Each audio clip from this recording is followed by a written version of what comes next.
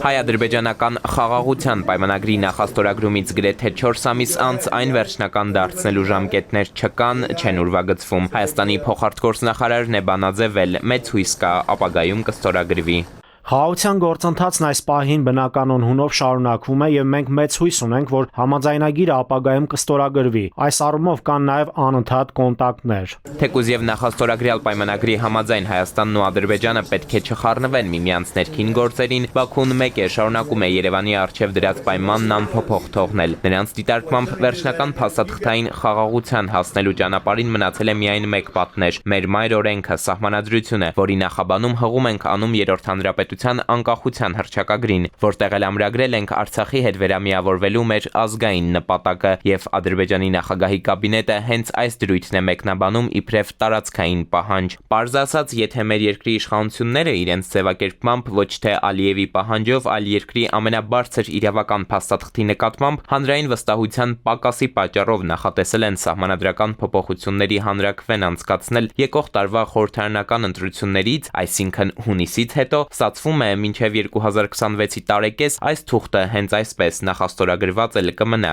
Եվ չնայած Ալիևի օգնական Հաջիևը հայ քաղաքասարակության ներկայացուցիչներին խնդրել էր մեր հանրությանը խաղաղասիրական հայտարարություններ Բաքվից հասցնել, այնուամենայնիվ փորձագիտական համայնքում պնդում են Ադրբեջանի հասարակաքաղաքական օրակարգում փոփոխություններ չկան։ Եթե մենք խոսում ենք երկու պետությունների միջև հարաբերությունները կարգավորելու գործընթացի մասին, ապա նման հայտարարություններ հենց պետք է ղեկավարության կողմից հնչեն, բայց իրականում մենք ինչ ենք տեսնում, որ ղեկավարության կողմից Ադրբեջանի հնչում են բոլորովին հակառակ հայտարարություններ։ Օգոստոսի 8-ի հայ-ադրբեջանական Ամերիկայի գագաթնաժողովից հետո խաղաղության գործընթացի հնարավոր առաջընթացի համար խոչընդոտներ հենց Բաքուն է ստեղծել, ասում է միջազգայնագետը, եւ նրա համոզմամբ այստեղ պատահականություններ չկան, պնդում է իրենք էլ են սպասում Հայաստանի եկող տարվա համապետական ընտրությունների արդյունքներին։ Այստեղ բավականին հետաքրքիր է, որ այս պաուզային զուգահեռ մենք տեսնում ենք այցեր Ղազախստան։ Կարծում եմ, այստեղ Ղազախստանի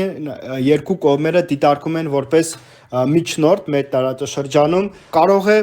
ինչ որ ազդեցություն ունենալ, դրական ազդեցության մասին է խոսքը գնում, այս գործընթացը ակտիվացնելու հարցում Ղազախստանը ունի